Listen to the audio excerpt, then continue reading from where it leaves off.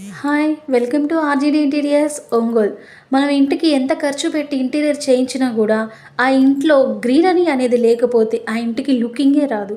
So, ఇప్పుడున్న మనకున్న ఈ బిజీ షెడ్యూల్‌లో మనం ఒరిజినల్ లైవ్ గ్రీనరీని పెంచాలంటే అది మనకి ఇంపాసిబుల్ అవుతుంది. సో, అందుకనే మనకి ఈ ఆర్టిఫిషియల్ గ్రీనరీ అనేది అవైలబుల్‌లో ఉన్నాయి. ఈ ఆర్టిఫిషియల్ గ్రీనరీ అనేది మనకి ఒరిజినల్ గ్రీనరీలానే ఉంటది.